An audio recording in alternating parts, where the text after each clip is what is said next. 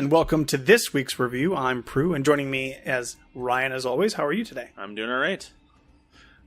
So we no G-Task stuff this week, right? So no G-Task. There's still people in it, but we're not in it.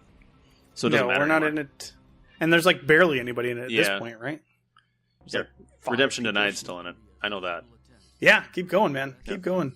Yeah, to all the people listening that are still in it, please keep going. It's really exciting, but we don't have any bonuses to give you, so we'll just, I guess we'll just hop into the review. We played an interesting game. A very interesting game. What can you tell us about the game? Yes. All right. So this week we played Heavy Fire Red Shadow, which would be the spiritual sequel to Heavy Fire Shattered Spear, which was on the 360. But this one was published by Mastiff Games. But the developer was different than Shattered Spear. This was by Ashar Games. It was released October 19th, 2018 for the price of $19.95. So I have an interesting story about Heavy Fire Shattered Spear. It's a game that I picked up for the 360 not too long ago, and I hadn't completed it yet, but I was like doing the cleanup on it before we decided to do this game for the review. So I was like, okay, I'll finish off Shattered Spear before we get to the sequel. The games are in no way related. No, I think Other just by than- name. And that Mastiff published both of them. Yeah, other than the name and somewhat similar gameplay, but they are different in one very important aspect, which we'll get into. But anyways, there's no point in playing them next to each other or close to each other or anything like that. There's no story elements. You won't or be anything. gaining any story enhancements by playing the other one. No. So, how would you describe, if somebody asked you, Mighty Mango, to tell us what type of a game is Red Shadow, what would you say? For people that are old, like me, it's like Sabotage was on old computer stuff, where you're a turret and you have almost a full range of motion to shoot guys. You don't move.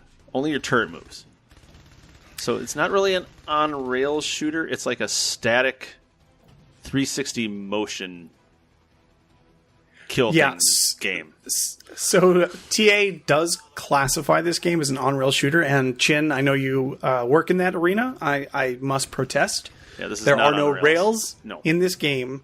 You literally sit in one spot and turn side to side. Very slowly. And very slowly, and you shoot a bunch of bad guys that are storming the beach / airport / Dock. whatever. Kind of like a dock / there's one more. I can't remember.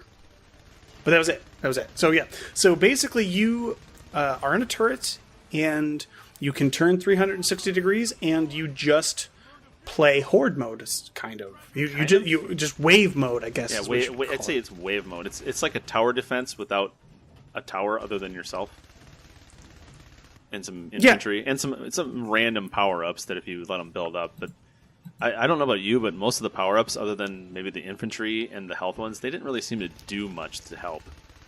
Maybe that was just me though. No, it's a super simple game where you I think it's 4 waves of 3 rounds each. I think that is correct. All the ones Or that that might I played be through. that might be reversed, where you just shoot the enemies that are coming at you, and you have your reticle on the screen has a bunch of different segments on the circle, so you can tell which direction an enemy is shooting you at.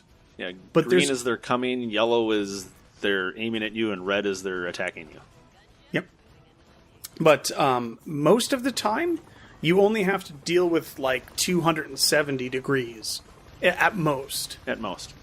You rarely get flanked. It seems to be that there's 1 point of entry, or maybe 2 points of entry for the enemies to come at you. And there's no strategy. It's just like, okay, there's an enemy over here, shoot. There's an enemy over there, shoot.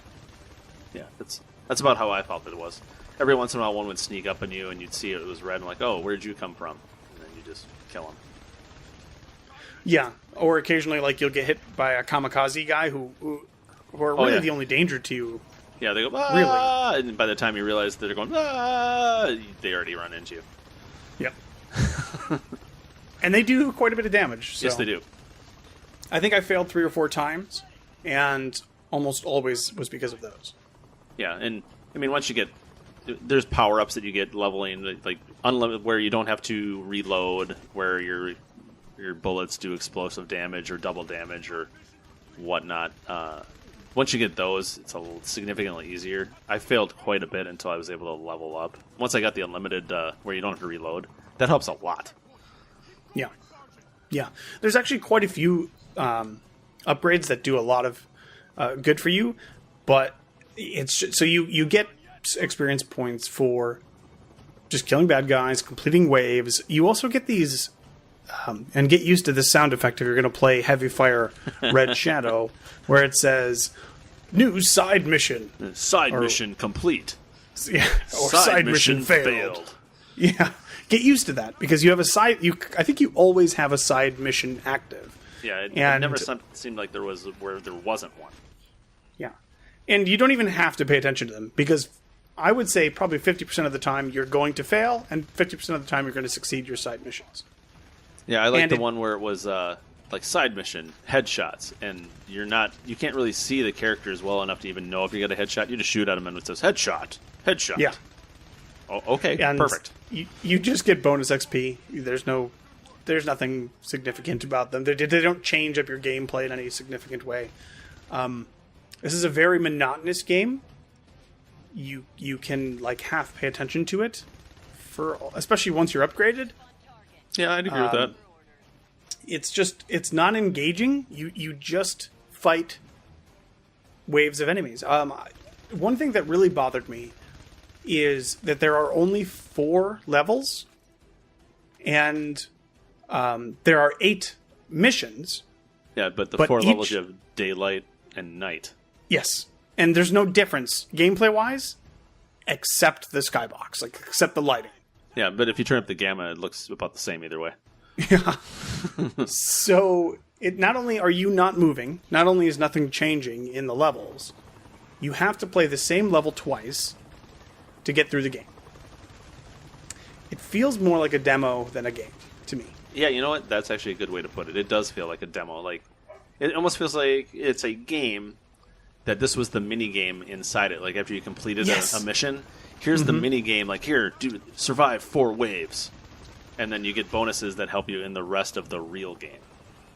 Right, like if Heavy Fire Red Shadow was a real sequel to the old game, where you actually had on-rails parts, where you'd move through the city or whatever, and you'd shoot the bad guys. And then between every mission, you would have one of these sequences. That's exactly what this feels like. That's totally how it feels like. That's a good way to describe how it actually feels, because I could see it as being, you're playing Call of Duty, you're running through the missions, and then you get done, and it's like, wave mode, and then you have to sit on a beach in a turret and shoot things. Yeah, exactly. Yeah, that's perfect. It's a side mission in a bigger, better game. It's not enough. It doesn't stand up enough for a whole game experience. I'll say that. Okay, but let's talk about the achievements then, since there's not much else to talk about in the game. How are they? I would say they're very easy and straightforward. The couple of them are a little grindy.